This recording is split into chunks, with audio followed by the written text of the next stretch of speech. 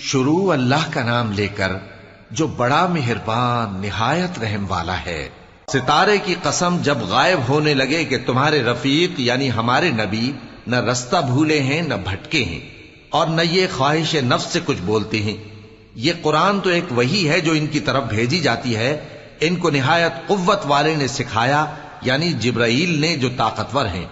پھر وہ پوری طرح بیٹھے جبکہ وہ آسمان کے اونچے کنارے پر تھے، پھر وہ قریب ہوئے، پھر مزید نیچے آ گئے تو وہ 2 کمان کے فاصلے پر ہو گئے یا اس سے بھی کم۔ پھر اللہ نے اپنے بندے کی طرف جو حکم بھیجا سو بھیجا۔ جو کچھ انہوں نے دیکھا ان کے دل نے اس کو جھوٹ نہ جانا۔ کیا جو کچھ وہ دیکھتے ہیں تم اس میں ان سے جھگڑتے ہو؟ اور انہوں نے اس کو یعنی جبرائیل کو ایک اور بار بھی اترتے دیکھا ہے سدرۃ المنتہا کے پاس۔ اسی کے پاس ہمیشہ رہنے کی بہشت ہے، جبکہ اس بیری پر چھا رہا تھا جو چھا رہا تھا۔ ان کی آنکھ نہ تو اور طرف مائل ہوئی اور نہ حد سے آگے بڑھی۔ انہوں نے اپنے پروردگار کی قدرت کی بہت ہی بڑی بڑی نشانیاں دیکھی۔ بھلا تم لوگوں نے لات اور عزا کو دیکھا اور تیسری مورتی یعنی منات کو؟ مشرکو، کیا تمہارے لیے تو بیٹے ہوں اور اللہ کے لیے بیٹیاں؟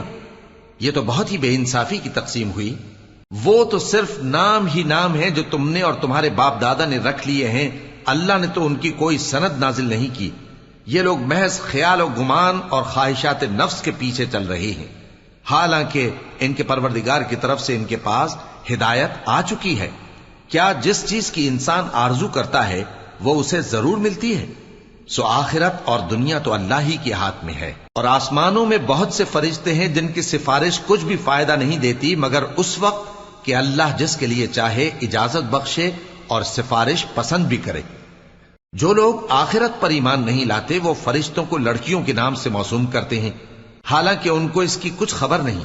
وہ صرف خیال و گمان پر چلتے ہیں، جبکہ خیال و گمان حق کے مقابلے میں کچھ کام نہیں آتا۔ تو جو ہماری یاد سے روگردانی کرے اور صرف دنیا ہی کی زندگی کا خواہاں ہو، اس سے تم بھی منہ پھیر لو۔ ان کے علم کی یہی انتہا ہے۔ تمہارا پروردگار اس کو بھی خوب جانتا ہے جو اس کے رستے سے بھٹک گیا، اور اس سے بھی خوب واقف ہے جو رستے پر چلا۔ اور جو کچھ آسمانوں میں ہے اور جو کچھ زمین میں ہے سب اللہ ہی کا ہے، اور اس نے خلقت کو اس لیے پیدا کیا ہے کہ جن لوگوں نے برے کام کیے ان کو ان کے اعمال کا بدلہ دے، اور جنہوں نے نیکیاں کی ان کو نیک بدلہ دے۔ جو صغیرہ گناہوں کے سوا بڑے بڑے گناہوں اور بے حیائی کی باتوں سے اجتناب کرتے ہیں، بے شک تمہارا پروردگار بڑی بخشش والا ہے۔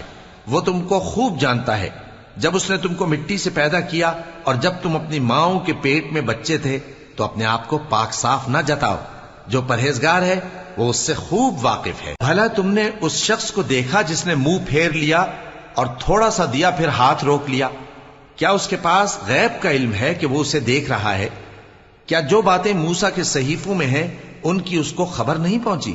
اور ابراہیم کے صحیفوں کی جنہوں نے حق اطاعت اور رسالت پورا کیا، وہ یہ کہ کوئی شخص دوسرے کے گناہ کا بوجھ نہیں اٹھائے گا، اور یہ کہ انسان کو وہی ملتا ہے جس کے لیے وہ محنت کرتا ہے، اور یہ کہ اس کی محنت کا جائزہ لیا جائے گا، پھر اس کو اس کا پورا پورا بدلہ دیا جائے گا، اور یہ کہ تمہارے پروردگار ہی کے پاس پہنچنا ہے، اور یہ کہ وہ ہنساتا اور رلاتا ہے، اور یہ کہ وہی مارتا اور جلاتا ہے، اور یہ کہ وہی دونوں جوڑے یعنی نر اور مادہ پیدا کرتا ہے یعنی نطفے سے جو رحم میں ڈالا جاتا ہے، اور یہ کہ قیامت کو دوبارہ اٹھانا اسی کا ذمہ ہے، اور یہ کہ وہی دولت مند بناتا اور وہی مفلس کرتا ہے، اور یہ کہ وہی شیرا نامی تارے کا بھی مالک ہے، اور یہ کہ اسی نے عاد اول کو ہلاک کر ڈالا اور سمود کو بھی، غرض کسی کو باقی نہ چھوڑا، اور ان سے پہلے قوم نوح کو بھی۔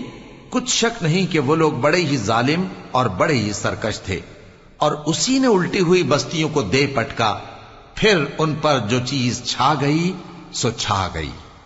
تو اے انسان، تو اپنے پروردگار کی کون کون سی نعمت پر جھگڑے گا؟ یہ پیغمبر بھی پہلے کے خبردار کرنے والوں میں سے ایک خبردار کرنے والے ہیں۔